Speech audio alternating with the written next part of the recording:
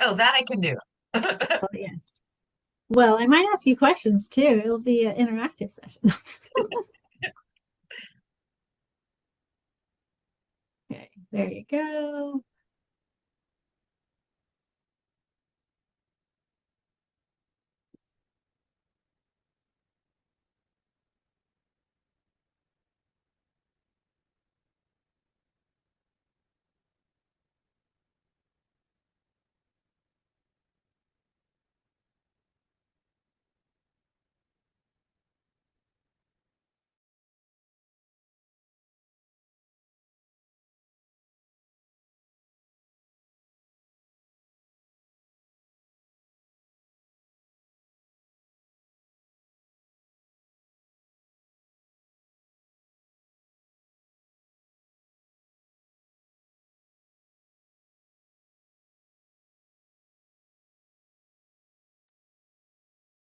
Okay, it's about 2:05 now.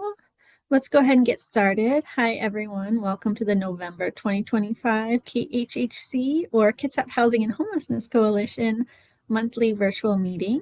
Thank you all for being here. My name is Katie Sharp. I am the chair of the Kitsap Housing and Homelessness Coalition, and I couldn't do what I do without the executive team, which includes Bridget Glasspool, from KMHS as the vice chair with support from Leif Wagner and Easter Seals, Carl Borg from Kitsap County, Eric Harrell from the Salvation Army, Katie Knutson from the Henton Program and Catholic Community Services, Madison Tuttle from Kitsap Homes of Compassion, Allie Moyer from Housing Solution Center, and our newest member, Charlie Thompson from Fishline.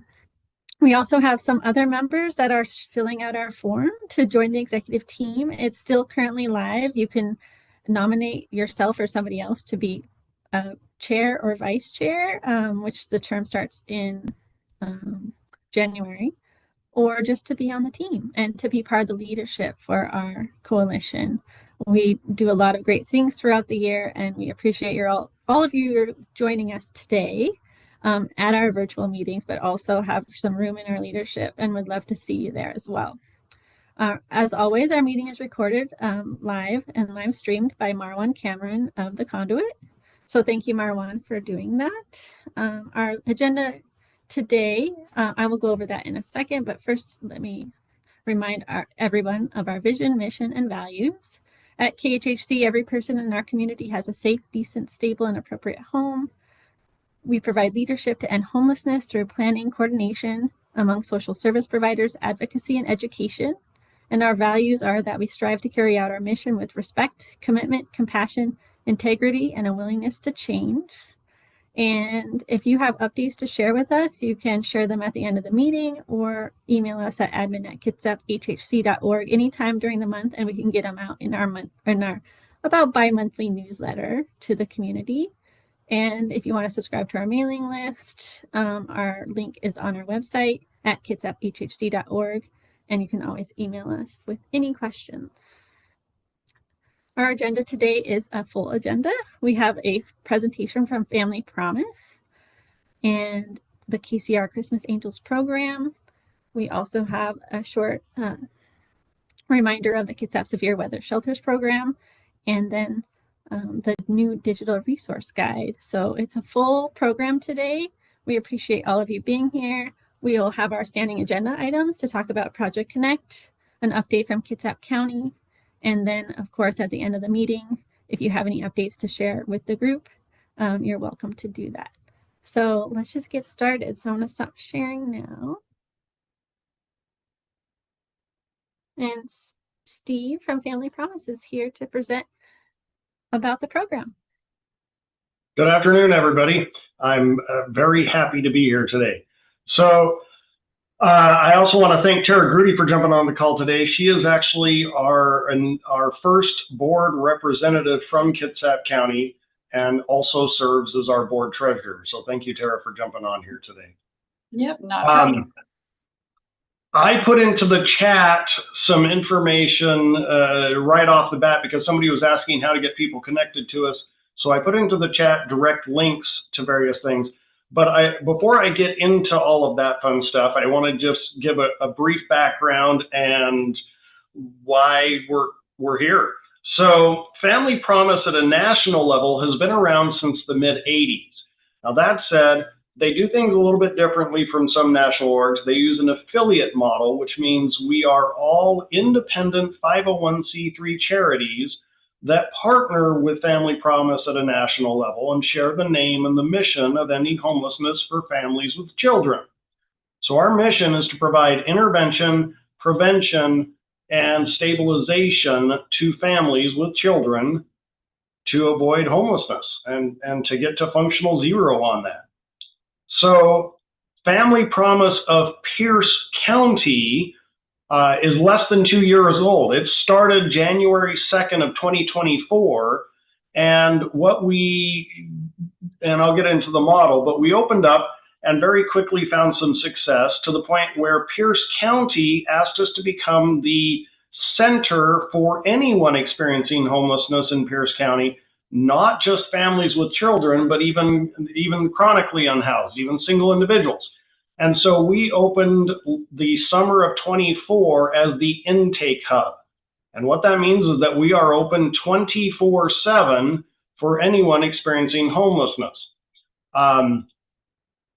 As we continued to show success, Senator Trudeau paid attention to our data and our numbers and put funds in the biennium budget at the state level, specifically for us to expand as of October 1st, not even 2 months ago, into Thurston, Mason, Kitsap, and King counties.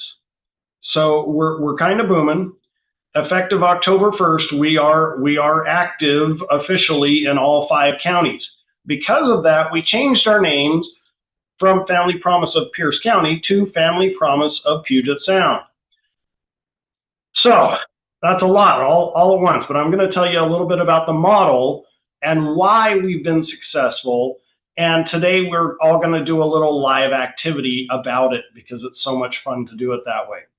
So keeping in mind that I've been doing social work since 2000, most of that time as either executive director or CEO for organizations. And I've delved into the world of homelessness, obviously, but I've also done early childhood intervention. I've run domestic violence or sexual assault programs. I've run child protection programs. I've done IDD or intellectual developmental disability programs. I've done a little bit of everything. So coming in here was an opportunity for us to put together a model from scratch that was based on best practices, worldwide best practices, on how you help families with children who lose their housing get stabilized and get back on their feet. And that model is based off of 3 things. And if it's okay, I'm going to share my screen, Katie. Yep. Let me know if you need any requests again. Nope, there. we're good. It looks like it's coming in. We're here. Okay. So from our website, which I put in the chat at pops.org, you can get down here and see some of the basics in here. But we're going to talk a little bit about how we actually do that. And you can go here as well, go to our impact, and you'll see a little bit about our model and all of the good stuff involved. So our model has 3 pillars. The first one is we're very strong believers in scattered site shelters. Anytime that you have individuals in a congregate large shelter, it's harder for individuals to get their needs met. It's harder to connect with them one-on-one. And so our vision is that we want to have a family shelter in every single school district in all 5 counties. That is a lot of shelters, but it also means that they're all going to be very, very small. For example, a 2 or 3 bedroom home can be turned into a 2 or 3 bedroom, 2 or 3 family unit. As part of the scattered site shelter model, we do things a little bit different than what people might be used to, and hopefully you'll forgive me if I sound like a jerk. So here's the first thing that people notice. The shelter does not open until 7 p.m. and it closes at 7 a.m. Obviously, if you're a family that's working graveyard shift, we'll let you in during the daytime, but otherwise we expect families to be out and about. The kids need to be going to school, the parents need to be either working or looking for work, and the shelter becomes not a home because it's an emergency shelter, but rather truly that. It's a place to go in, shower, get the kids ready for bed or ready for school in the morning, and sleep. We pair that with a day center that opens at 7 a.m. and closes at 10 p.m. The day center has all the things you'd expect people to be able to access during the day, computers and TV and a place for the kids to run around. But most importantly, that's where the case managers are at. And so our model of the intensive case management is called a coach-based case management model. And if any of you are familiar with coach-based case management, it's very accountability driven and it's very goal oriented, meaning we want to help individuals achieve their goals one step at a time, but not do it for them. As part of that, we know that people need to have guidance. They need to have support. They need to have somebody to lean on. And so we make sure that the people in our shelter program meet with a case manager twice a week for at least an hour each time. And that intensive case management means that they really develop a level of trust and results with the case manager that you may not see otherwise. And it's really hard to put that much time into each family. 2 hours a week per case manager adds up real fast. And there's got to be but we have to, because it needs to be intense and we got to get people moved out. So how do you make it so the case managers don't burn out or don't, exhaust themselves when they're meeting that often with individuals? And that's the third pillar of the model. That is leveraging technology. So we are a 501c3, and any of you that are also a 501c3 can also qualify for the Google Workspace grant. If you're not familiar with it, it's basically unlimited Google resources for a 501c3. They're great. If you know how to leverage them, you can do magic. And what it works out as is the in-kind equivalent of, for every individual served, $6 per user per month, which is what you would pay if you went and got a commercial Google Workspace account for that file. What it means that we can do is leverage technology to access and assist families and case managers every step of the way. So, I'm going to give you some specific examples in the data. Because we've been leveraging that three-prong model, exits to permanent housing last year were at 68%. All other family shelters in Pierce County anyway, which is the only one I measured against last year, obviously, was at 48%. So we have a remarkably higher exit to permanent housing rate. As of today, for this year, we're actually at 82%. The next one that matters is percentage of families that return to homelessness. We haven't even been open 2 years, so I don't know that it's really that valid of a graph, but it's still, we're almost open 2 years. The big number to me, last year, our average length of stay was 26 days in the emergency shelter for families with children. And having 68% of them go directly into permanent housing is a strong data point. I'll give you one more data point that to me is even more important. Of the 165 families that have been housed to date through our system, 4 use subsidized housing. The other 161 have been housed on their own merits with their own income without any subsidy. That's data that matters to me. That's families getting off the street permanently and sustainably. So today we're going to do a little exercise and let you see how that actually makes, how things work that way. It seems a little crazy. So the assignment for all of you is going to be to go in the chat, and you're going to go down to the self-assessment. And it's a link in the chat you can click on, or you can, watch me do it. What we're going to do is I'm going to put in an email address. I'll obviously use my own. And this is a self-sufficiency matrix tool. And I'm not the inventor of this by any means. This is the, I want to say, University of Phoenix that created this. In any event, in each life skill area, the family or individual, and you'll notice there was no sign in for this. All you have to do is put in a phone number or an email. I recommend an email, frankly. They're going to go through and they're going to tell us, or without our involvement, frankly, is what most often happens, how they think they're doing in that area. So I'm going to assume that I am not doing great in income, or maybe I'll do it difficult. I have no employment. I'm having problems with housing. Food is iffy.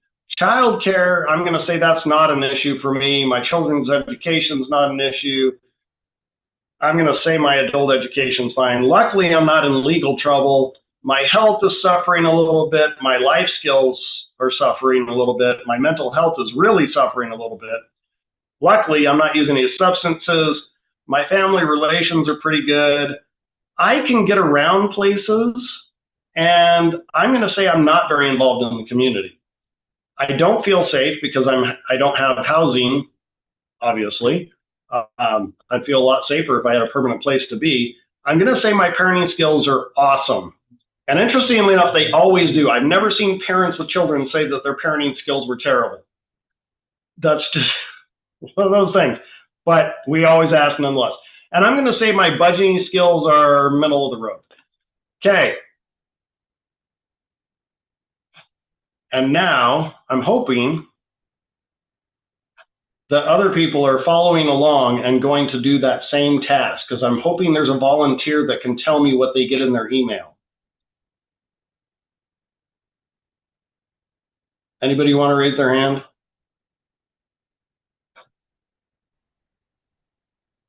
I put it is a link, and I relinked it on the chat. Thank you, Kay.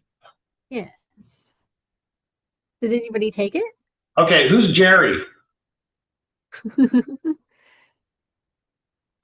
Somebody took it, yes, because I can see them coming in on this end. So I'm gonna share this different screen. I don't know if we have a Jerry, but it looks like a few people have taken it. They just don't have an email yet. Okay, Kay Christopherson got one. Yeah, but no email yet. And ILYN. I don't know who that is.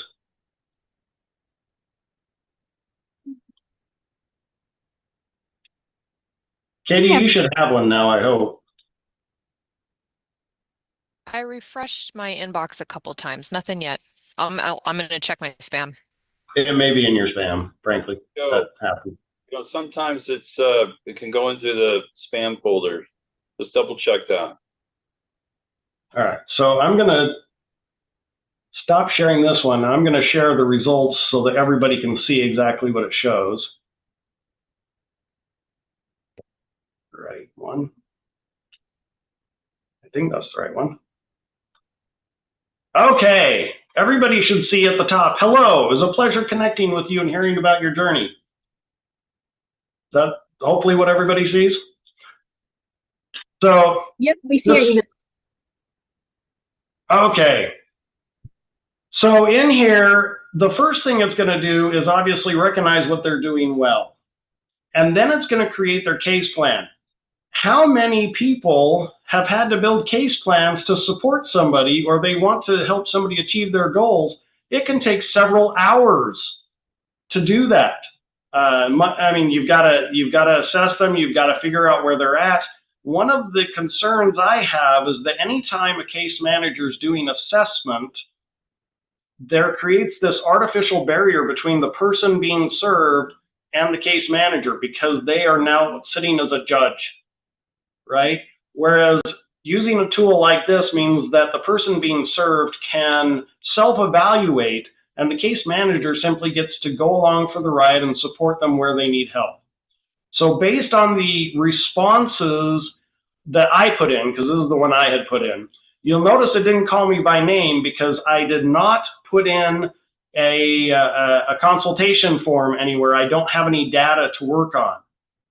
If an individual completes the consultation form or intake process prior, it will actually tie that data into the case plan and tie them together much more cohesively. So it'll actually call them by name. It'll recognize information that they've provided elsewhere and tie it into their goals.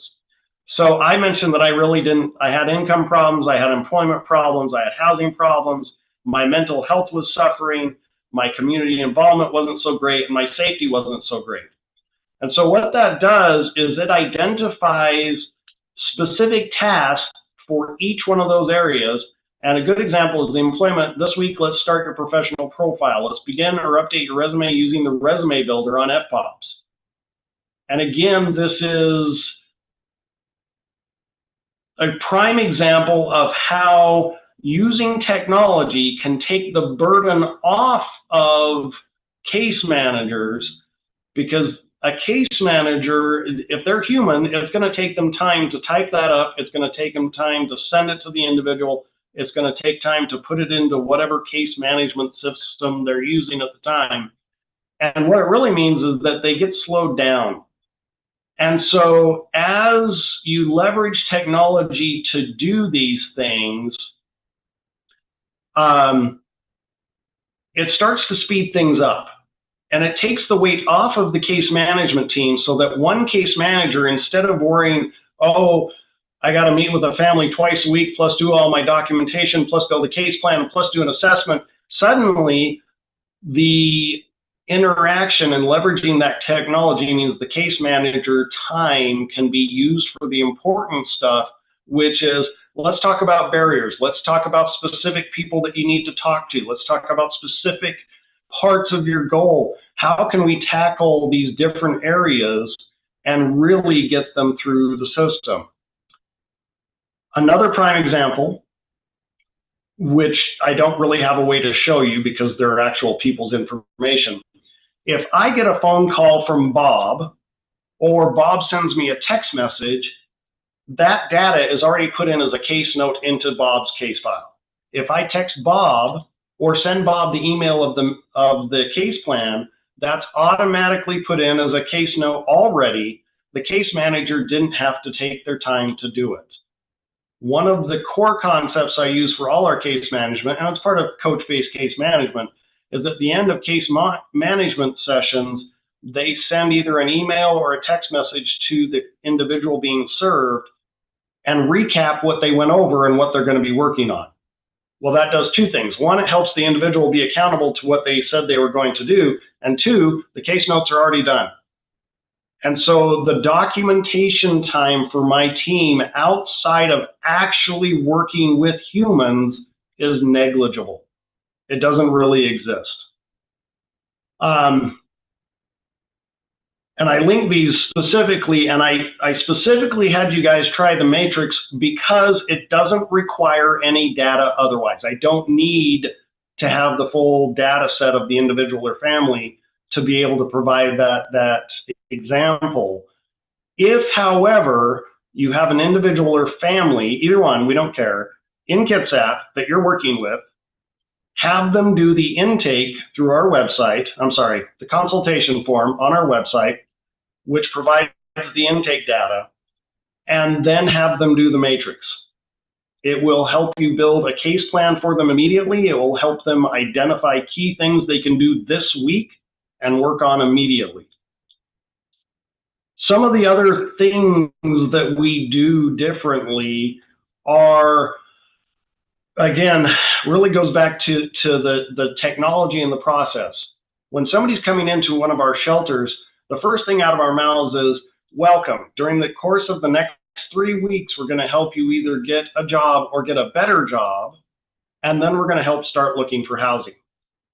one of the first things they do is go in and use the Find Employment tool. The Find Employment tool will build them a resume. And you're going to hear from people, I already have a resume, I don't need a resume. That does not matter. You still have them do it. I don't care if they never use the resume that is generated. What we really care about is we want the data to go in so that the technology on the back end can then go find them a job. And so now let's assume that Bob has gone in and built their resume. We can turn on the switch and it will start looking for jobs that match his skill set and his ability and his interests 24/7. And instead of a case manager or Bob sitting at a computer searching website after website hoping to find something, we can leverage the Google technology to do that live constantly. And the minute there's a new listing that matches Bob's skill set, he gets a text message with the link that says apply here. And he can now apply because he's got a resume, because we know we built him one. And so because he's the first one to apply, he's the first one to get looked at, and they get the jobs. We've had an amazing success rate getting people jobs regardless of shelter status and regardless of location. Because the resume builder, the employment search, also does not need an intake on file with us as an organization. It's available to anybody. So now let's assume that that family now has a job. They've been working there 3 weeks. They've got their first paycheck. We can turn on the switch for housing. And what it does is it goes through and it looks for the parameters we set, 2-bedroom, $1,600 a month, whatever school district location that they need. And same thing, it starts looking 24/7 constantly. But specifically, it's looking for private landlords. And as I'm sure everybody's aware, private landlords are much easier to work with for getting people into housing if they may have things on their record than corporate landlords. So we turn that on, and again, Bob and his family get a text message the minute one appears, and they're the first one to apply. And again, we're getting people housed quickly, repeatedly. So that's the whole system in a nutshell. I've been able to give Joe a more in-depth view on a lot of this, but I want to make sure everybody's aware. Number one, we are able to do the consultation now 24/7 for all 5 counties. If you have somebody who needs help, have them call us, have them go to the website, have them fill out the consultation form. We'll help them right off the bat. Doesn't matter where they're at. If they want to build a case plan, even if let's assume that it's a single male or a single female that we as an organization, that's not part of our mission to serve. The system doesn't care. It doesn't cost us anything for them to use the matrix or the employment tool to go get a plan or to get a job. It doesn't cost any of my staff time anything to do that. It's all paid for by Google. We're currently over $700,000 a year in in-kind Google funds. When we go after grants, we can leverage those in-kind dollars to go after funds to help people. So, Katie, I guess the question for you is, did I cover enough? Do you want people to be able to barrage me with questions? I mean, I'm sure everybody has lots of questions. I think that was great. Like, you have a resource we didn't even know existed, and now it's open to us. That's amazing. The other part, how about your shelter? So you do shelters. So we are actively and desperately searching for a home we can rent in Kitsap County. So if you know of any home that's available to rent, paid for by Commerce dollars, we're ready to sign today and get families in there today. Technically, it could be an apartment as long as it's a 3-bedroom. So do you acquire then you just lease out properties to use as? It's a master lease model, Katie. We lease the home or the unit, and then we put the families in there that we need to put in there. And there's the other thing. We're still actively looking for board members from each county Tara is out of Bremerton and is serving as our treasurer, but we have room for 2 more board members out of Kitsap. So if you know anyone who has a passion for kids and helping families, you know, send them to us. Well, thank you so much, Steve. This is the first time I've seen a full presentation of what you are doing, and as I haven't seen any questions. I do see that Jessica Campbell mentioned calling Housing Resources Bainbridge and connecting with them as well. They provide affordable housing on Bainbridge Island specifically. Is that right, Jessica?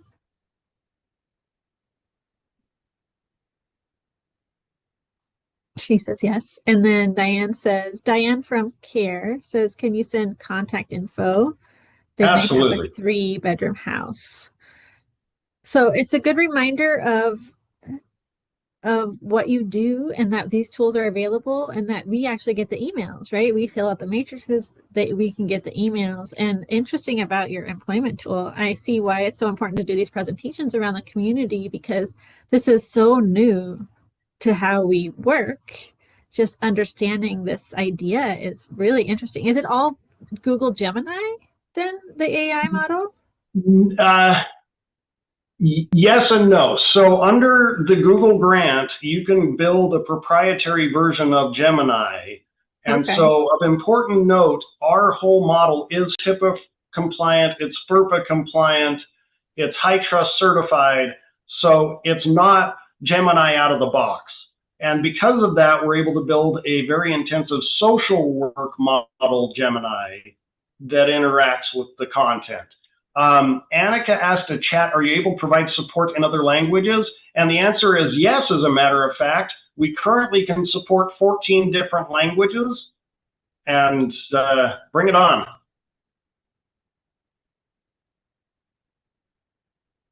Does anybody have any questions for Steve right now? I know it's a lot to take in. You can raise your hand or put it in the chat. And I've probably forgotten to mention, I don't know how many things, frankly. We see you're excited about Kitsap. So where's your funding from again? So it's Washington Department of Commerce. It's Okay. straight general fund from the state of Washington, which means we can do really cool things with it. There's no federal pass-through in our expansion dollars. Amazing, because we know there's a lot of question around those federal funds right now around the continuum of care, and I know they're working it out right now. So anytime you can have diversified fund sources, that's amazing. Vernalisa asked, what's the budget on house rentals? I could go up to $3K easily per month, plus, you know, utilities and whatnot. And is that one family per or multiple? In an ideal scenario, it's going to be a 3-bedroom home, and that'll be 3 families at a time. It's emergency shelter. It's not housing. It's not transitional housing. It's emergency shelter. DJ asked, do you work with re-entry housing? If there are children involved in custody of the parent, yes. If they do not have custody of their children, no. Because at the end of the day, our mission is families with children. How many homes do you have in Pierce County? Right now, we have 2 properties in Pierce that we use. So we're tiny, and frankly, the reality is, I wasn't planning on expanding for at least 5 years of operation, but our data is somewhat compelling on the outcomes, and the state really, really wants it to go forth. So we're doing that.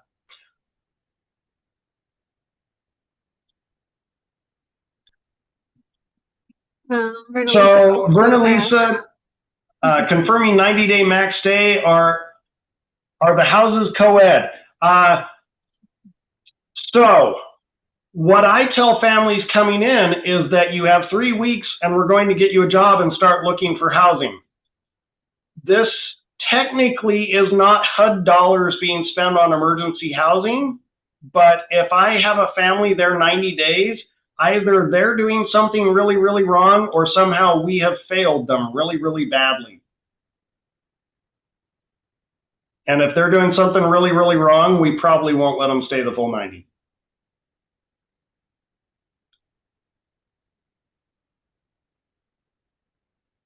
Well, we're waiting for Oh, more and the questions. houses co-ed. Yeah. It's one family per room, and so it is a shared housing scenario. So as an interest in our first shelter in Spanaway, that's a 6-family shelter, more than 50% of the families were single father households in 2024. So it's just odd that that comes out in that number. The type of screening we do, Diane, is we do the required Washington background check on all families going in, and we do the same screening all the employees and volunteers. Yes, there's someone from our team that goes to the shelter to ensure all goes smoothly regularly. And at any given point, we have a volunteer on site overnight to make sure everything's going smoothly. See, I knew there's tons of stuff I forgot to talk about. Do you have then so is it staff in Kitsap to support the shelter? We have staff for Kitsap. We don't have staff based in Kitsap yet, Okay. because until I have a shelter, I don't have a place to base That them. makes sense. Mm-hmm. I don't have an office yet. That said, we do have, we've already got people that I've assigned to each county ready to jump in. And they're actively looking for homes, and they're actively working with families that are coming to us. You mentioned that you are a nonprofit affiliated with a national brand, it sounds like, right? So is it the AI tool Family Promise tool, or is it your No, tool? it is Okay. us, and it is Wow. only us. Wow. As a matter of fact, Family Promise National has come to me repeatedly because they want to roll it out nationally. But you're asking people that have been doing the same work for 30 years on paper to suddenly think about using AI tools, and it's terrifying.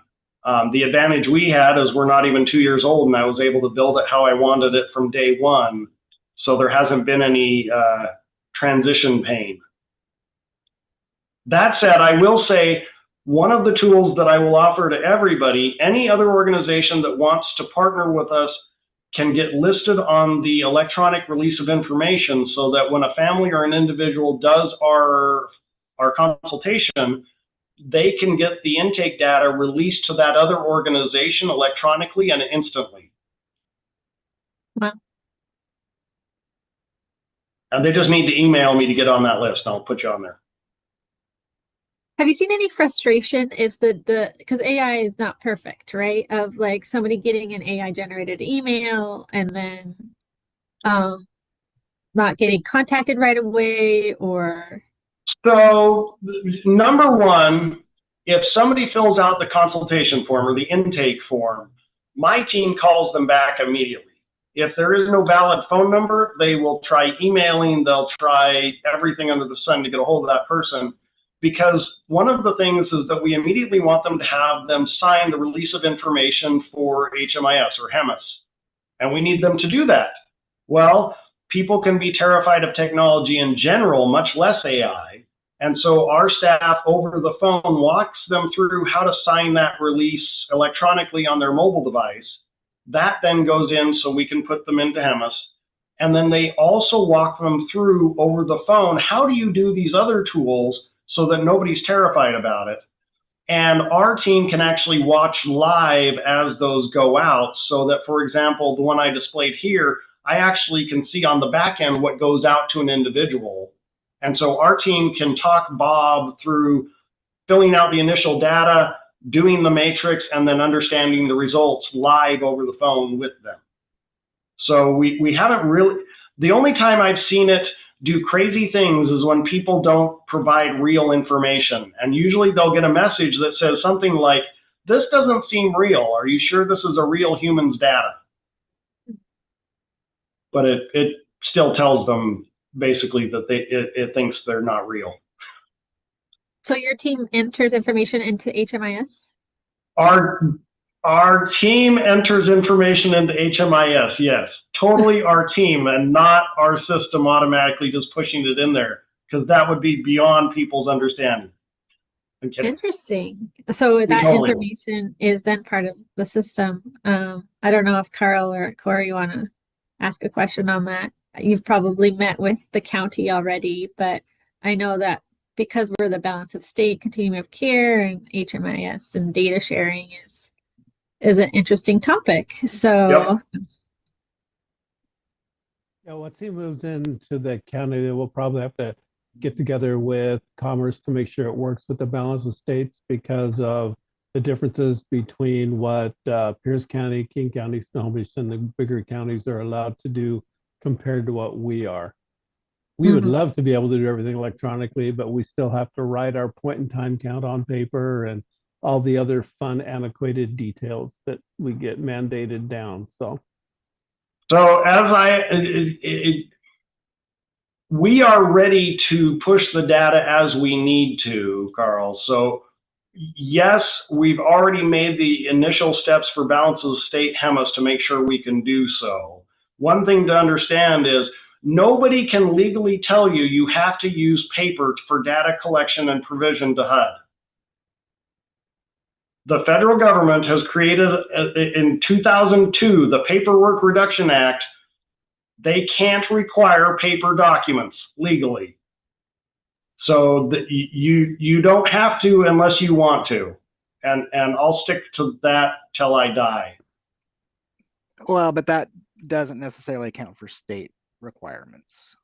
It also counts with the state because I've worked with the state on the same thing.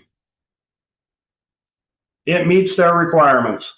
It sounds like technology is coming to Kitsap in this industry, and we appreciate a new perspective. It sounds like a lot of work ahead, but there's a lot of opportunity, it sounds like. And thank you for coming to Kitsap to bring us this new idea.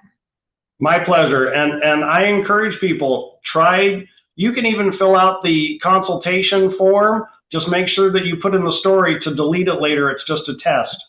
And you can go through the whole process and see what it does. And then there's just a few more comments in the chat. Kitsap Homes of Compassion has a somewhat similar co-housing model, but for long-term shared living. So they may have leads on landlords to work with as well. And Anna Mockler asks, oh, and I think you responded. What about people who don't have a cell phone and get email only from library? As long as they have an email to check, you responded. And then Joni Baker, who will be presenting our digital resource guide later, she said that she'd love to discuss adding Family Promise to the digital resource guide. So that would be excellent. Well, thank you so much, Steve. It sounds like a lot of conversations are happening around this model, and I'm excited to hear more. And looks like you might have some leads on some who might have some housing. So that's a good sign for our I appreciate the ones put them in there. That's helpful. Yes, because housing our families and getting them on the right track is so important. So thank you for doing what you do. My pleasure. Thanks, everybody. Thanks, Steve. All right. Thank you, everyone. Our next presentation was supposed to be from KCR on the Christmas Angels program. I didn't see Arbor here, though. Is anybody here from the Christmas Angels program?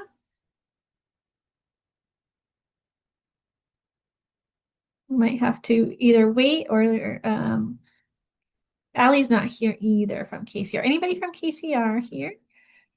I'm here. I can try to give him a call. Okay, thank you, Jessica. Okay, I'll try to call him. In the next presentation, then we were just going to have a quick reminder of the severe weather shelter program. Hi, Katie. This is Virginia. I'll be doing that one. Virginia, thank you. Am I able to share screen? If you need to request, just do that and I'll approve you.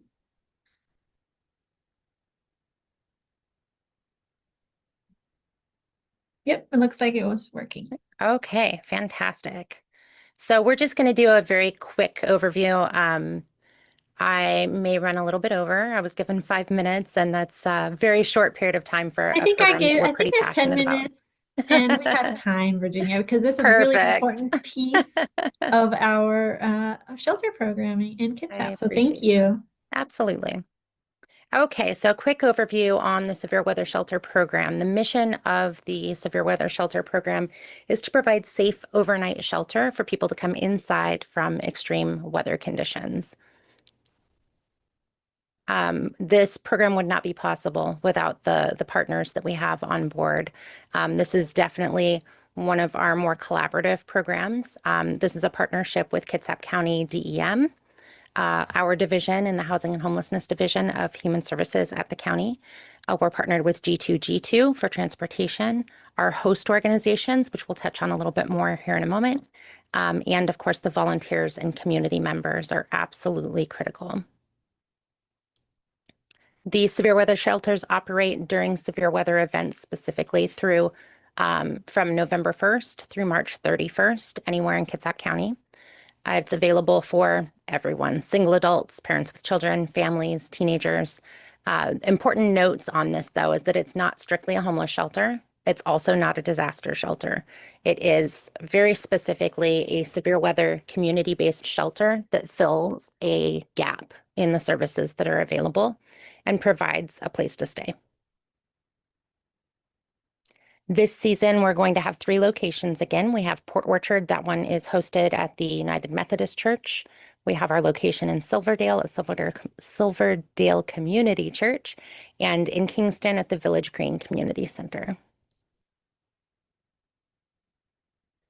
I'm not going to read all of these to you, but I do think that it's important for people to be aware that we have very specific criteria as to when we are able to activate. These criteria are established by the steering committee. The steering committee is comprised of county officials, both from our division and emergency management. We have community advocates. We have site managers for each of the locations.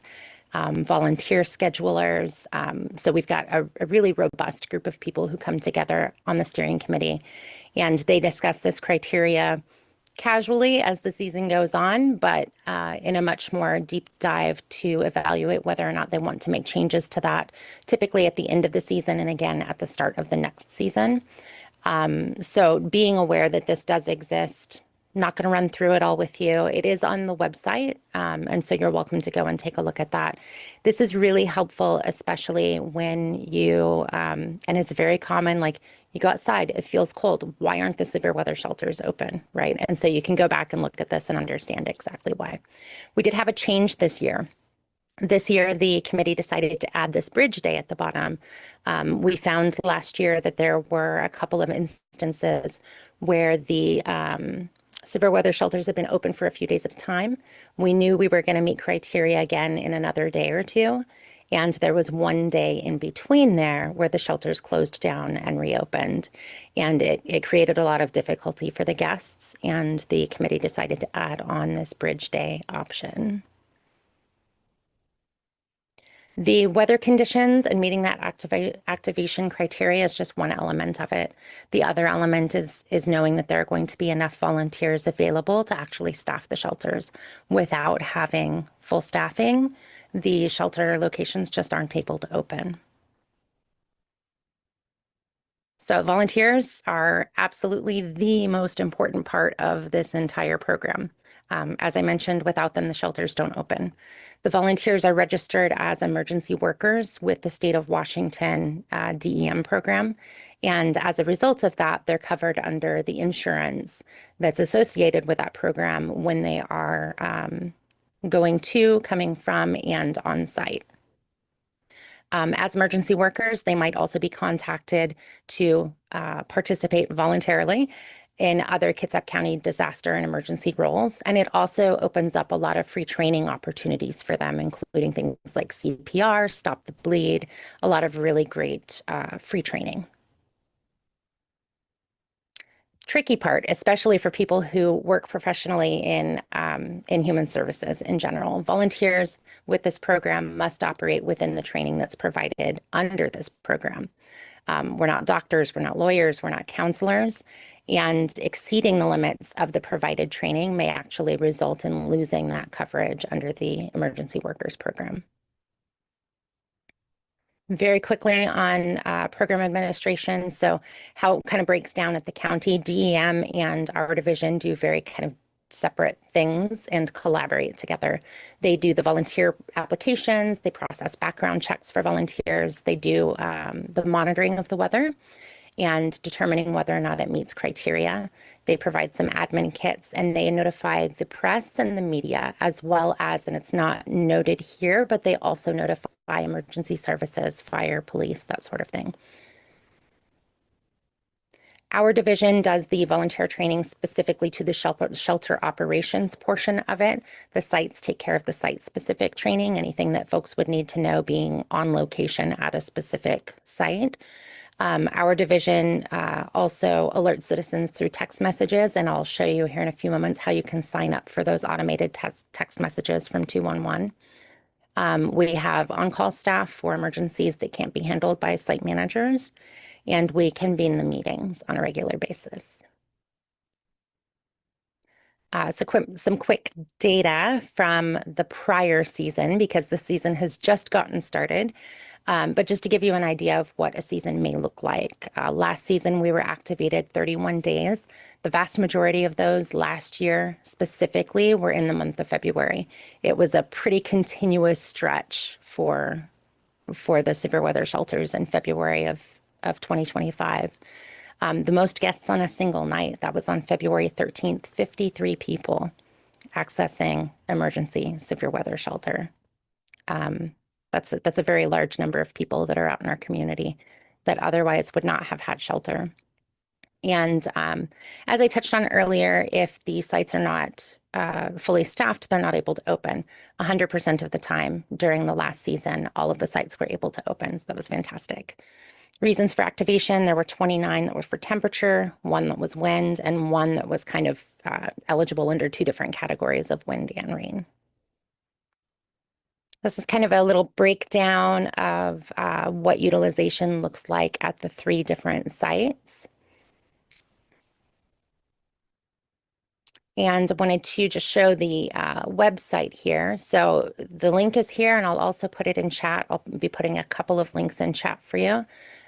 This is the Human Services Severe Weather Shelter webpage. And what I really want to highlight here, because it's easy to say, okay, I signed up for text messages, but I'm not getting anything. Are they actually coming to me? When you're in doubt, you can always go to this website, and in the corner there, it's updated when we have activations and openings. This is also the website where you can go and look at the activation criteria and some information about volunteering and some links. These images here go out in both English and Spanish, and those are generated and sent out from DEM. So there are a lot of different ways that you can get notified. One is to text KCR SWS for severe weather shelter to 898-211. That is the 211 automated text message that you'll get. The graphics are sent out on social media and to partners from DEM. As I said, you can just visit the Severe Weather Shelter website. DEM typically posts activations and openings on their social media. So if you follow them on socials, and the status is typically displayed on the KCR Transit bus system as well, on the little tickers on the front of the bus. Check-in times, if you do have folks or would like to access yourself.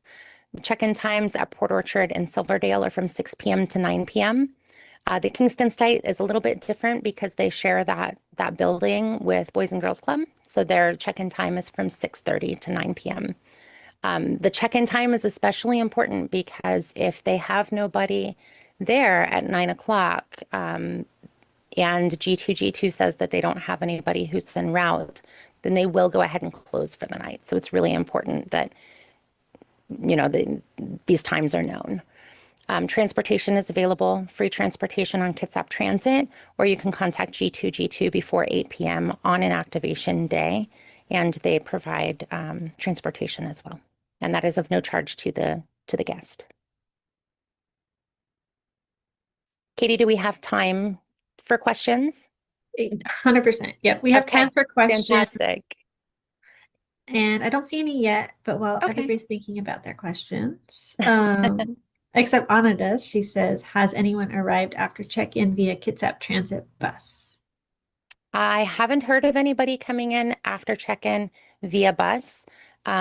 We do have some provisions in place for people who are arriving late. That is typically done through approval from the site manager. So maybe somebody works night shift or that sort of thing.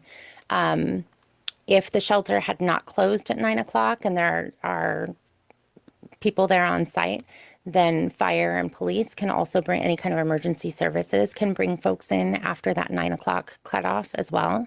And before they close, they reach out to G2G2. G2G2 is a phenomenal partner with this program. They, will go and work a severe weather shelter site, and it's just a constant stream of G2G2 coming in and bringing folks, especially when it gets really cold. They're an incredible partner.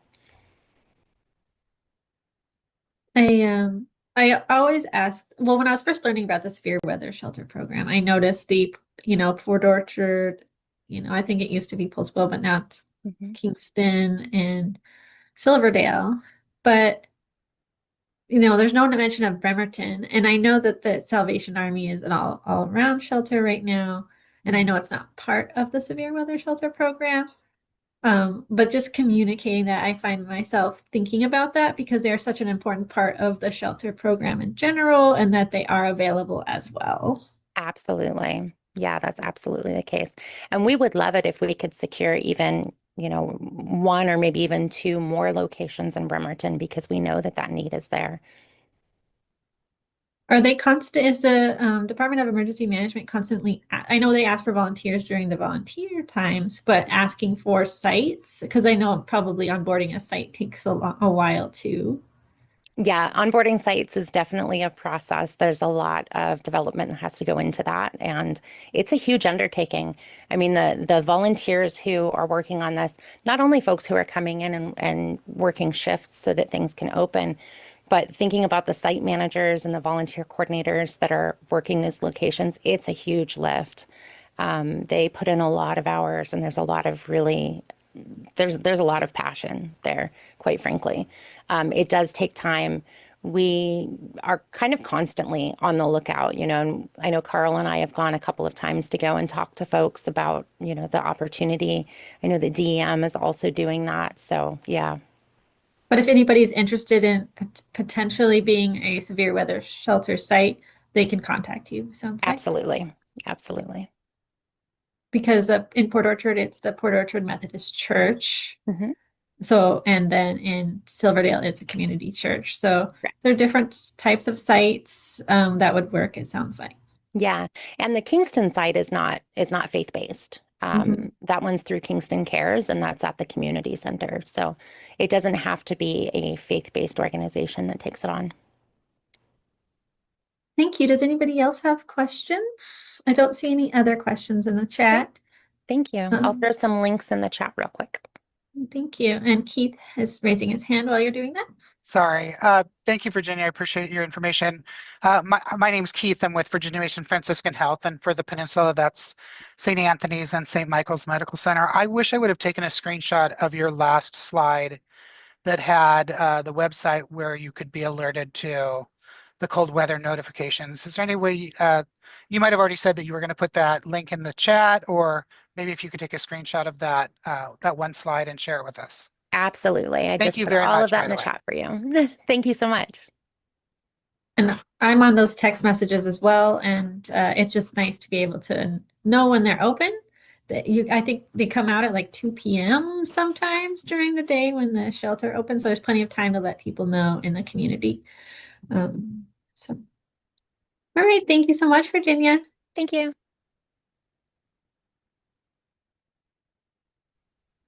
So Hi, I got a Jessica. hold of somebody for Arbor, not Arbor specifically, but Deja should be jumping in a minute. I just sent her the link. Okay. So she's got to do the registering and get on. she's not quite sure what he was going to cover, but she works with Christmas Angels. It's her thing too. So Okay. if we just give her a couple minutes, I literally just sent her it like 2 minutes ago. No, So I appreciate that, Jessica. And again, we want to, since it's November, right before Thanksgiving, just talking about our resources. If the Christmas Angels program is open, just to learn a bit more about it. That's amazing that she well, can and jump. it's going to be open to the public too. Once we go through and make sure all of the case managed people and their families have gone through it, it's going to be open to the public too. So it's a really cool. We're going to be helping. We want to help a lot of families this year. So yeah, we want to double what we did last year, and we did a pretty good job last year. So I don't know the numbers, but I do remember speaking to them about it. But just give them a few minutes, or then they can. Oh, thank you. I don't know if she's on yet. You can watch the participants list. We're admitting people too. So for now, Joni, if you would like to present the resource guide. Sure. Give me just a second to share.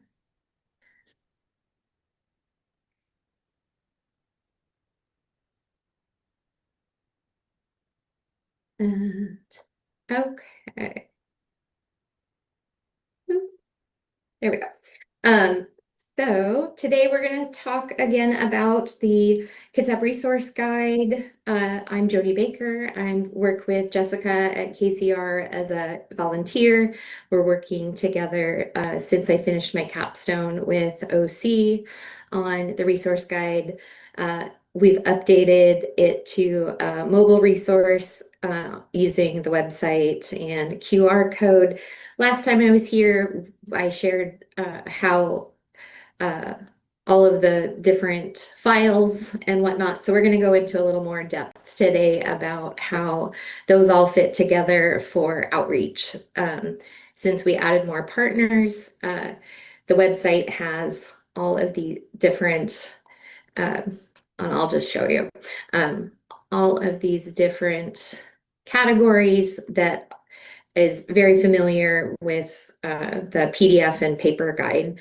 So as you go into like senior services, you'll see that the Meals on Wheels, Kitsap Aging and Long-Term Care, you see all of the information. All of the links are live, so you can navigate to any part of the resource guide. And I'll go back to the PowerPoint. The website is updated on an ongoing basis, and then we will continue to put out the quarterly PDF paper guide, like you saw with the last email that Jessica sent out in October. And after this presentation, we will send out that updated PowerPoint with a shortened version of this presentation that I recorded on YouTube, so that you can go through and click on each of these resources with that PowerPoint. This is the shared document where you'll request access to comment, which is that shared pathway to keeping it updated. So if you have a change in your hours, or you move locations, or any of the details of how you do your process change, then you just right click on the square that you want to change and make your comment. Oop.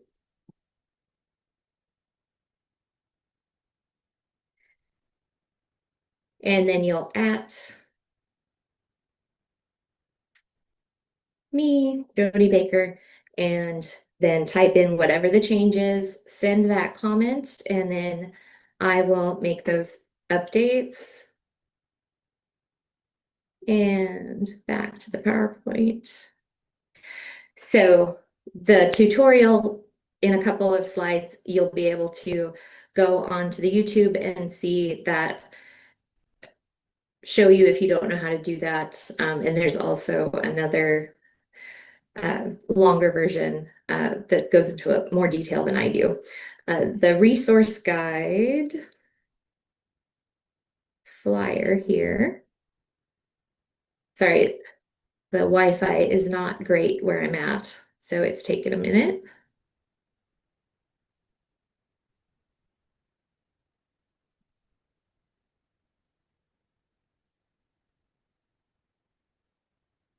So the flyer is one of the things that you can put on your outside window. You can post in public areas so that folks can use their phones or any other camera-based system to take a pic, pull up their camera, click on it, and it'll bring up the website. And then they can use that to navigate. And that link or that QR code goes to that website, correct? It goes directly to the KCR Resource Guide. So it'll take you there every single time. And I have it pinned on my desktop because I'm on it all the time. But and that's one way that you can do it, or you can make it a bookmark. And the next link I'm showing you is the QR code tip sheet, which was something that one of the OC nurses, she wrote out all of this to help each of the different types, Androids and Apple products, laptops and tablets. So each different type, it goes step by step. So you as a community partner can help every client save it right to their phone or their laptop so that clients can use it kind of like case management, where they go to the website and then they can navigate right to unemployment, right to the DSHS for their food stamps, right to the food banks that they are going to frequent, and they can always find those hubs where they need to be accessing those resources. So this makes it really easy for us as providers to give that agency to folks who are trying to meet their needs on an ongoing basis. And once they've left your help, that they can make those needs met on an ongoing basis. And that was the point that the nursing team wanted to have for ongoing agency. And then the handouts, this is a 4-sheet. So basically you just print these out and then cut them into 4. You take them with you when you're doing large events, you're canvassing, and you can hand them out so that people can share those with their own friends and family as they go throughout the rest of their days. These are great for spreading events, canvassing, and other types of things. And then this is a copy of the Fall 2025 resource guide that we just put out. And after today's presentation, I will forward this PowerPoint with that last email where unfortunately I made a mistake on Jessica's on my sorry, title. on her title and gave her a promotion I didn't mean Yeah, to. he did. I was like, oh, hey, yay. So when I send that out, I will also send a link to a much shorter version of this presentation so that anyone who wasn't seeing it also can follow along. And then Is this, so I see the QR codes on here to access the website because it's this paper document's only going to be updated quarterly, but with the information that's submitted on the website. Right. And so is the PDF document also available on the website? The PDF is not up on the website. I probably could have a link to it on the website. Just because if people are there and they're like, I really wish this was printable, click, they go and they print it. Yeah, I think that's something that I can update into there. So that's a great idea, Katie. Because then on our site for the Kitsap Housing and Homelessness Coalition, we can provide this information on how to keep it updated. We can provide the link to the website, knowing that the link on the website will have the digital guide as well. Got it. Yeah. And then from on the community partner side, what we're asking to help keep the resources updated is that our community partners join a person from each to be a part of the shared document, which is the backbone of keeping both the PDF and the website updated, to join the shared document, just a person or two per agency to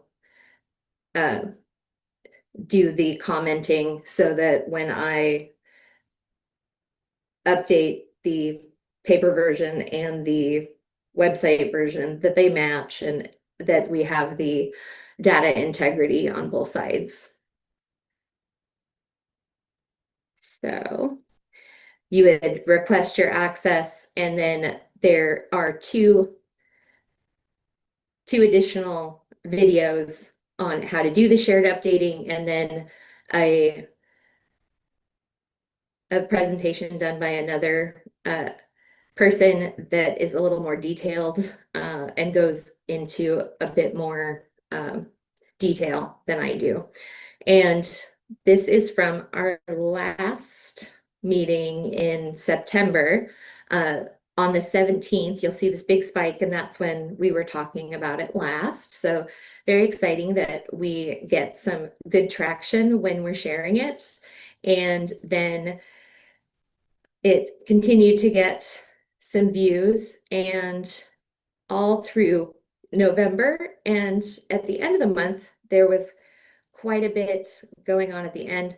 I'm not sure if anyone did an event at this time, but there were around 15, 16 people just on the 29th, and a bunch more towards the end of the month. So as you can see, people are looking at it and using it and hopefully getting their needs met. This is the full link to the website and a picture of what you see when you're on the website. And then my email and Jessica's email. And again, the QR code. Any questions? I'm sure you have lots.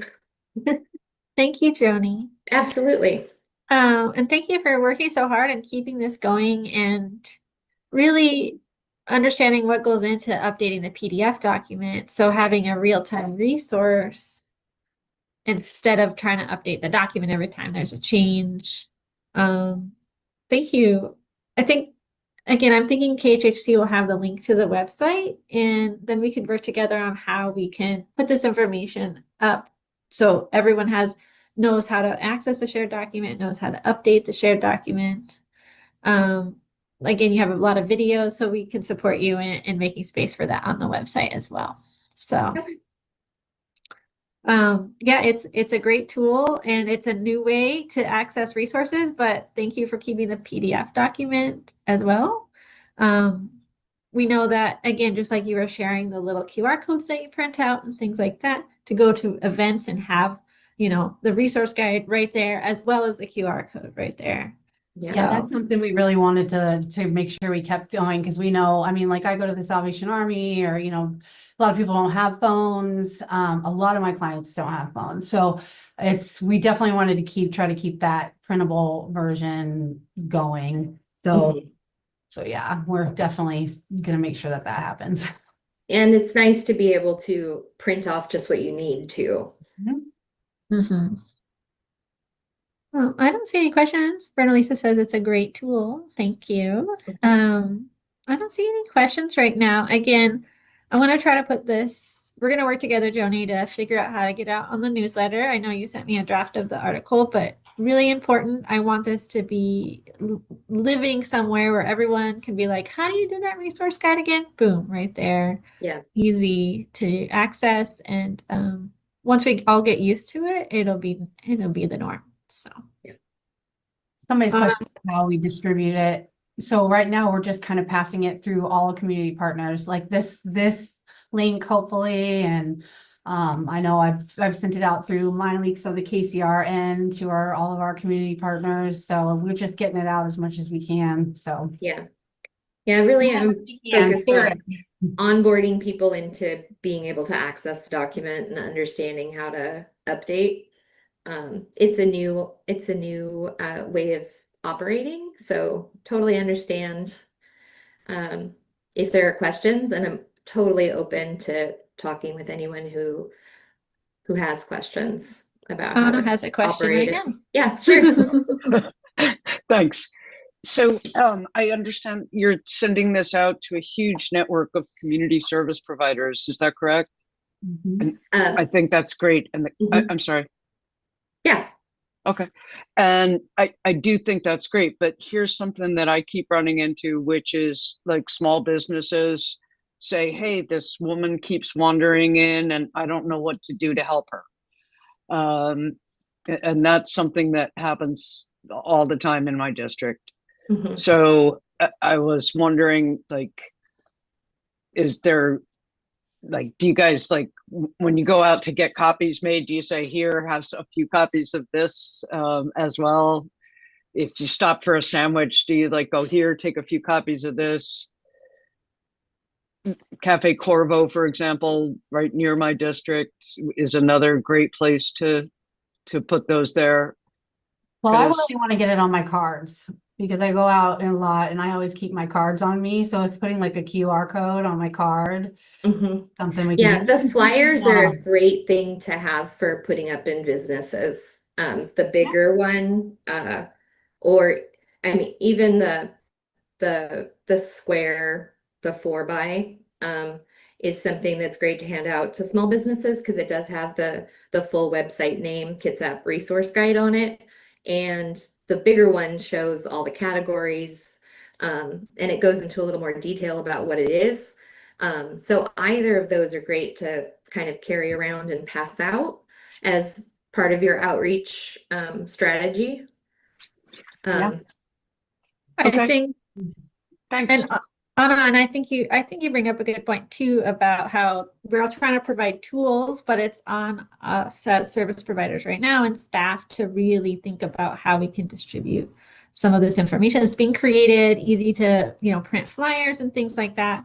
We're not necessarily, I don't know if KCR is printing any of them for service providers or just providing the link. No, we've printed them out. We've just sent the link. It's a lot of them people are just already printing it out there on their own. But I mean, even get like Joni said, just get the little clips of the little QR codes, and whenever you guys are just out and about and handing them off. So it's a team effort, like getting it's a team effort to get it all out. We can try so much. We've got a good link in there, and I usually in my own purse have a bunch of stuff to be able to hand we out. can talk about it a lot. That's the biggest thing is talk about it a lot. Everybody share. Again, Anna makes a good point. Have you actually presented to the Chamber of Commerce yet? No. Chamber of Commerce, no. During the capstone, I talked to the some of the city officials during Coffee with Council, and they were very excited about it, but haven't had a chance to circle back to them. Or the Downtown Bremerton Association? It was up at Josephine's, the Coffee with Council. I'm not sure. I think just a good point if you need help distributing, I'm happy to help with ideas, but also I think the chambers have probably a real interest in having resources available for those who come by. And so it's not usual maybe that we go to the chambers because we're working in the service industry here. But the chambers can really support us, I think, too. So that's I think they would really like to hear about the resources. And so we're not all trying to create different resource guides. And so Right.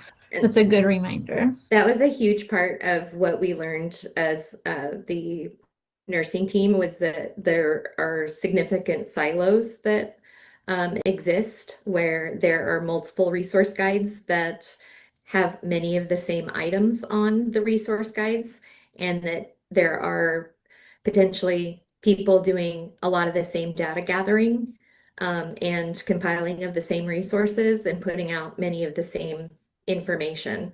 And so having the Kitsap resource guide being more multimodal helps to decrease that that siloing and take some of the onus off of some of those individual community partners for keeping it updated on their own, that it's shared. And so it's many hands creating lighter work. So I absolutely agree. Thank you again, Joni. I don't see any other questions. Yeah. We're happy to, put the word out, like have this one source of truth or multiple sources of truth of the same information is great. Yeah. So, And yeah, Joni we'll and I work meet, together so on that. that's something we can talk about, how getting out there higher up and maybe connecting with you or Yeah, like that on the side. I'd be happy to. Thank you, Jessica and Joni.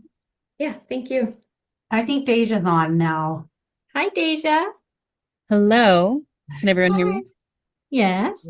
I'm sorry that Arbor could not make it, so I don't have the slide that you had prepared to talk about Christmas Angels.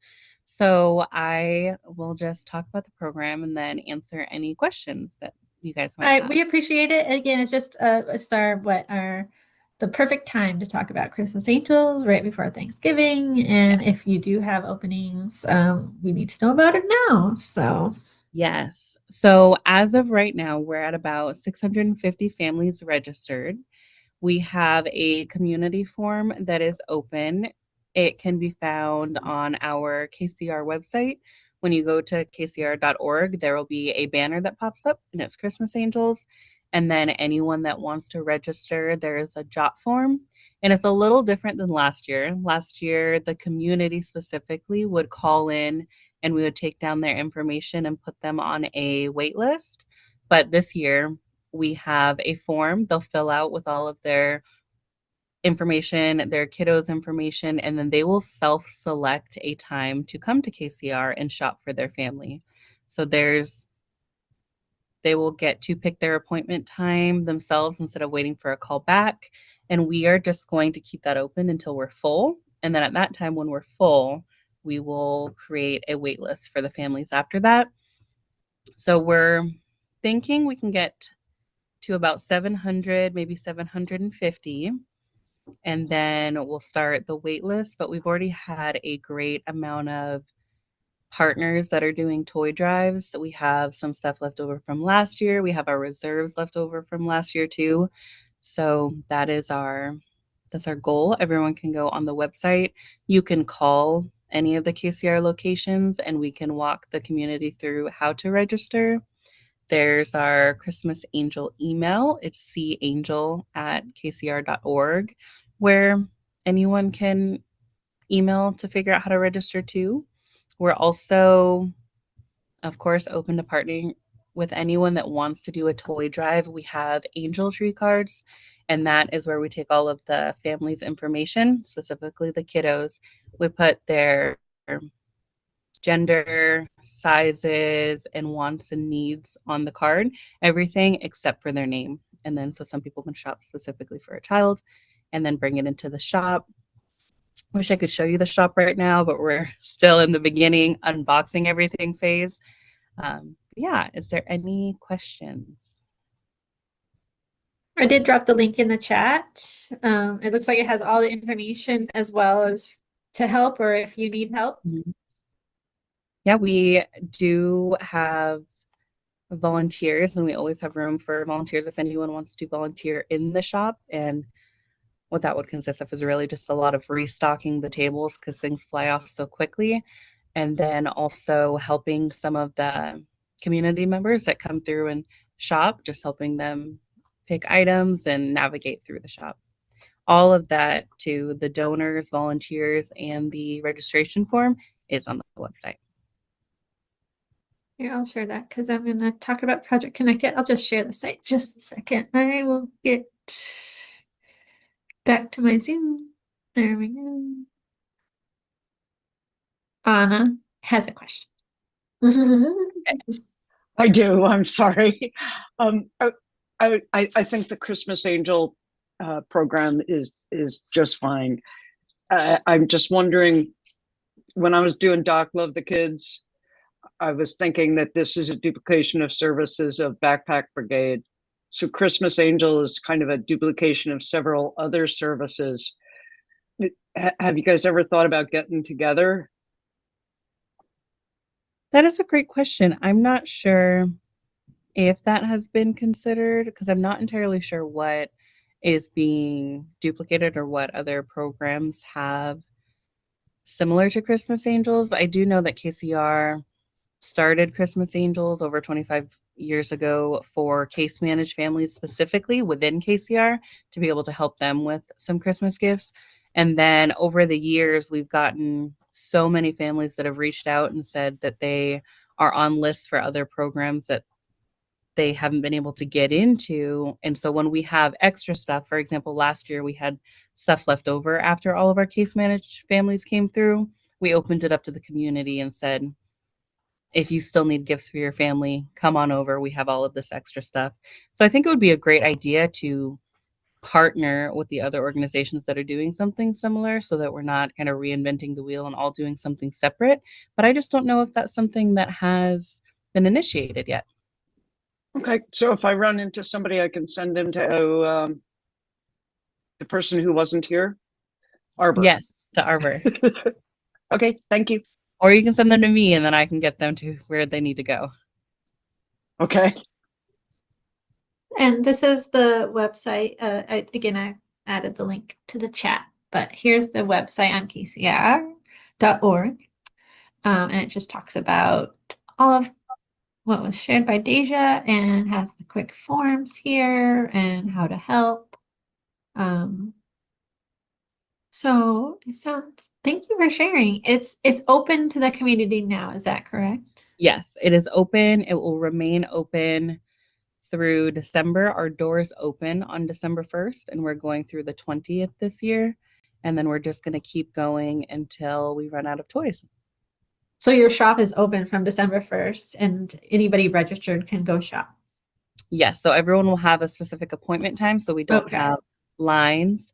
And then anyone can register at any time as long as we still have stuff. We are having a Saturday option. It'll be a half day, but so it'll be open Monday through Saturday. And then, yeah, I see. That's why the shop isn't advertised, I assume, because everybody has an appointment. Yes. Okay. So I see a question about income limit. There is income.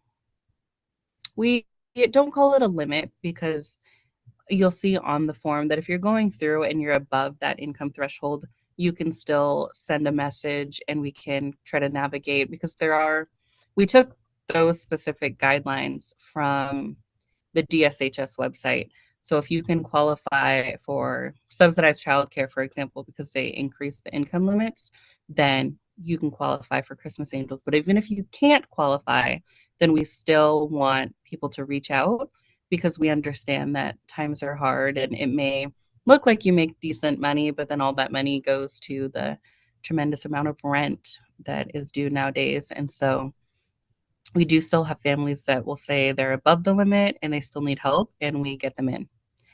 No minimums and no technical maximums, but we just put that there in case there's family that doesn't really need it. They'll keep that in mind so families that do need it can get help first. So still fill out the form even if you don't, even if you put no here. Yes. Okay. See, it says, do you meet the income requirements? And then if no, please ask why you're still requesting assistance. But I do see now that the wording could be a little bit confusing as if there would be a minimum, but there is no minimum.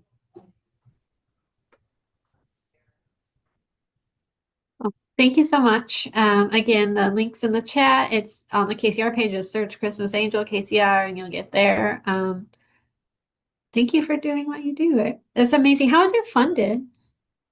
So it is all donation based. So we do different type of, we'll do a snail mail letter that we send out and we receive donations. We have a lot of organizations that do toy drives.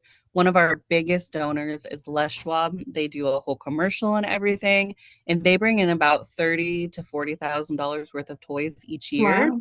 and each year increasing it just a little bit more. And then we have some just private organizations. They'll donate like 10,000. We have, so it's completely donation based, which is why getting the partners to do toy drives is great. But then we also have just monetary donations. Well, they'll donate funds. Amazon is one of our yearly funders. They give us $10,000 to spend on Amazon each year for toys and things like that too.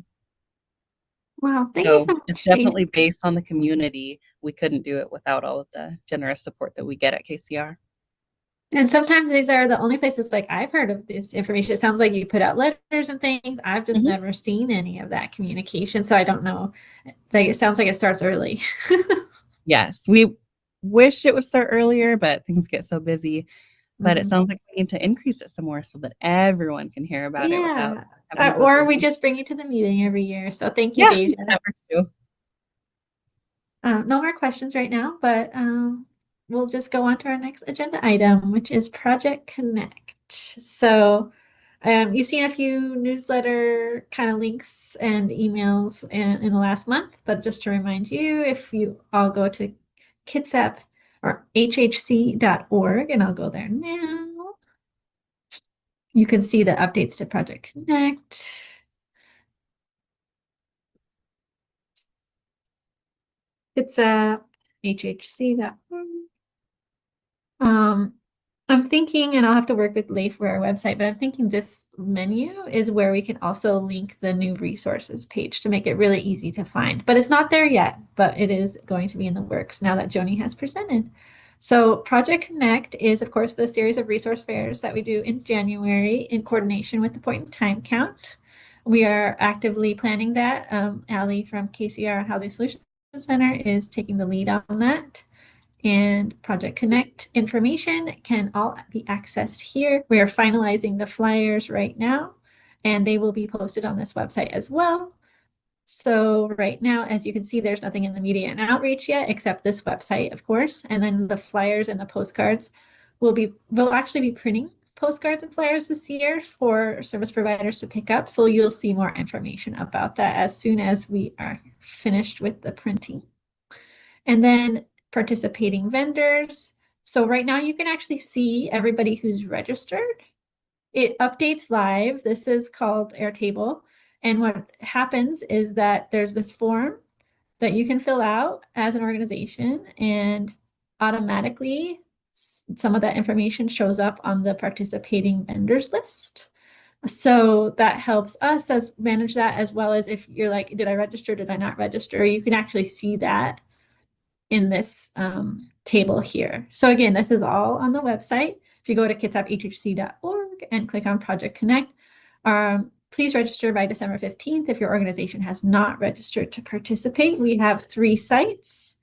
And I did receive a question, so just to clarify, we did switch Bremerton to Thursday this time. So over the years, it's been Silverdale on Tuesday, Bremerton on Wednesday, Port Orchard on Thursday. We actually switched Bremerton to the last day so that if individuals wanted things like that weren't at Port Orchard or Silverdale, like haircuts, eyeglasses, and things like that. It used to be where they show up to Port Orchard, like, oh, I wanted eyeglasses, and they should have went then to the Bremerton one, unfortunately. So what we're going to do is provide more transportation access, and by putting Bremerton, which has more services available on the last day, like if you show up to Silverdale or Port Orchard, we can communicate, oh, make sure to go to Bremerton, and then provide them access to transportation to get there on the day. So that's the reason for the switch, but everything else is the same hours. The location in Silverdale is New Life. Location in Port Orchard is the Port Orchard United Methodist Church, and the location in Bremerton is the Salvation Army.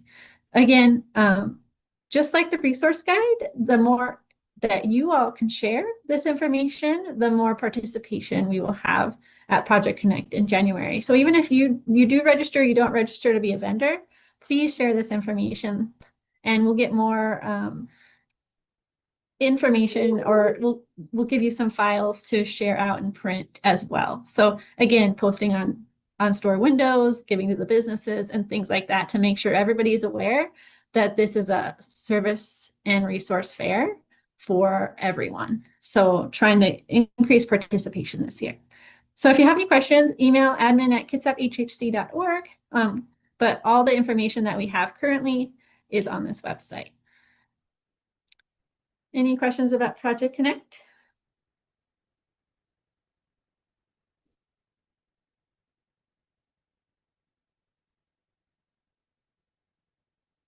I'm checking the chat. And if you do, just again, email us and we'll get you the answers. I think you're next, Carl. Good afternoon, everybody. Our 5-year plan is out for public comment. I will put the website in the chat so that everybody can take a look at it and get your comments back to us as soon as you can. Like Virginia said, severe weather shelter season has started.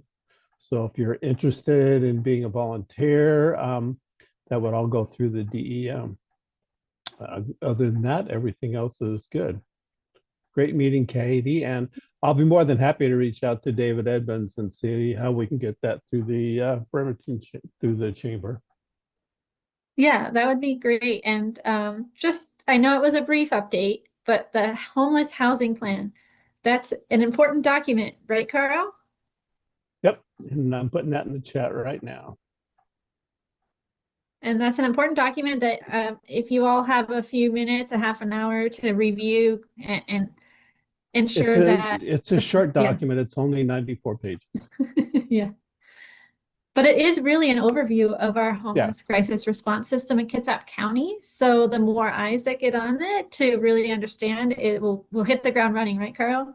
Yeah, we tried to make it so that it's more understandable and readable than what we've done in the past. And it's influenced by the committee to really keep it Kitsap centric, but we did have structure limitations that were put on us by the Department of Commerce. So we've had to kind of go down the middle as what we want to do, what we can do, and what Commerce really says we have to do.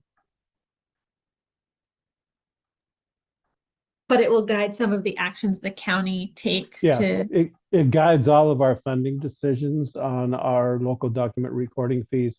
So the AHGP and the HHGP funds are all guided by the document recording fees or by the annual plan. Thank you. It looks like Chuck has a question. How many individuals have transitioned out of shelter at the Pacific Building into independent housing since inception? As of the last time, September, as of September 1st, it was 74 that have gone into permanent housing. That's pretty good to pull that out of your head right now. Just right now. I love it. That's an important number that we should all remember. That's great. Chuck says thank you. And I don't see any other questions for Carl or the county. All right, thanks, Carol. And our last agenda item is any updates from agencies. It looks like Annika did put something in the chat. I'm not sure if she's still here. I'm still here. Oh, Anna. Yeah, Anna is. Annika also posted something. I don't think I don't know if she's still here. I think she had to run, but there is a resource from Annika. Just a second. About the, she said sharing for anyone interested, and Annika's from Kayak, by the way. We are partnering with a volunteer group called Kitsap Housing for All to do door-to-door outreach in mobile home communities about the new rent Stabilization Law, HB 1217. Training for interested volunteers is this Friday at 7 p.m. in Poulsbo. I will get that information out in the newsletter. Flyer here with more info on the training. And so she did post a flyer in the chat if you all want to review that. Okay, Anna, you are next. Thanks. One of the things in the Kitsap Housing and Homelessness Plan, I did read every one of the 94 pages, but I did not memorize them. So I didn't see any mention of Common Street, which works inside City of Bremerton. And it's something that people don't know very much about. So I have a monthly town hall, so I'm giving them a forum to talk to people, and also to talk to people about just stuff that they can carry around with them to be of use, like colloidal bandages and naloxone, if they feel so inclined, just basic first aid. And yeah, the rest of it is just Common Street, and I'm announcing it, and that was it. Anybody have a question? Okay. Thank you for sharing it in the chat when Common Street will be presenting. So on December 8th. Naomi, did you want to share your update? I sure do. So we had, last time I talked to you all, we were having our 6th opioid response partner meeting. We were going to do team building, and then it seemed more pressing for us to spend some time having a really fantastic, just giant circle of people around a giant table that we formed together. And so we're recalibrating as a group, and partner meeting number 7 currently has no topic at hand.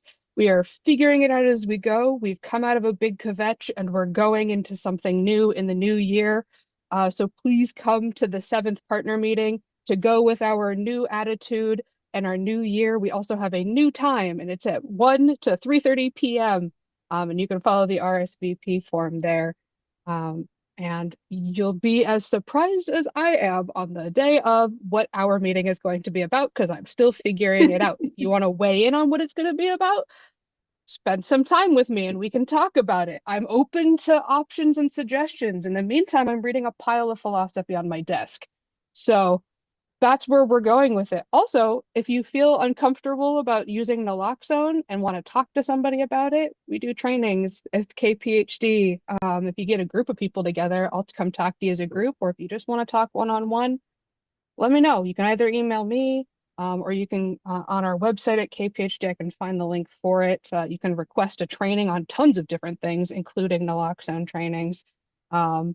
And I think I give pretty fun presentations. So if you want that, let me know. Those are the 2 main updates we got going on. This is a good reminder to all the information of Naomi speaking about is there's the partner meetings, there's the response map. The easiest way to find any historical information for KHHC is to go to the email archive in the middle of our homepage on kitsaphhc.org.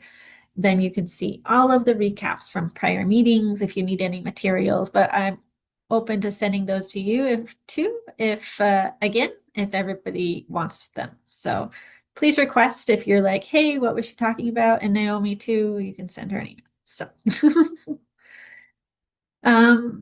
anybody have any other updates today? And Dawn, did you want to share something? And while we're sharing, you can also all raise your hand too if you want to be called on. So yeah, I just wanted to share that with the government shutdown finally being resolved and the government being back open for business. We are issuing full food benefits again. People are getting them on their regularly scheduled day, full benefits. If people applied during the shutdown or had reviews that were due and completed, but was during that kind of month of October where we weren't issuing benefits, we are working hard at catching up, reopening cases.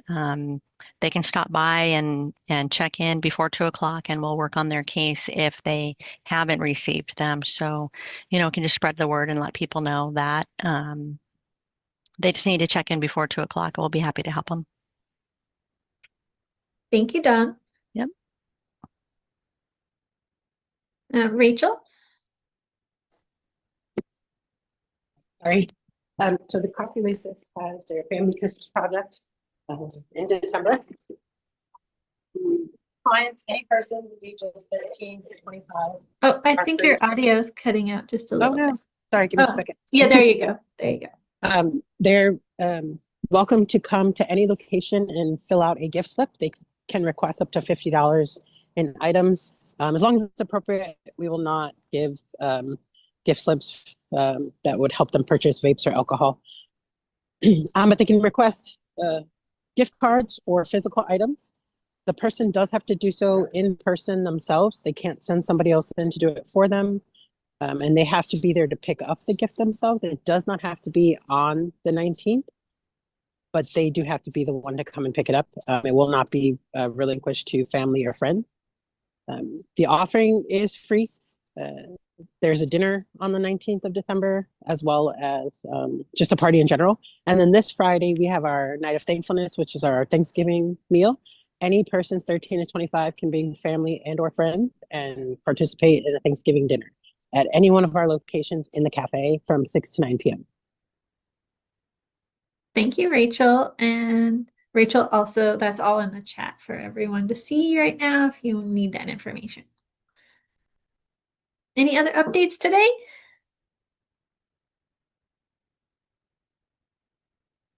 Keith?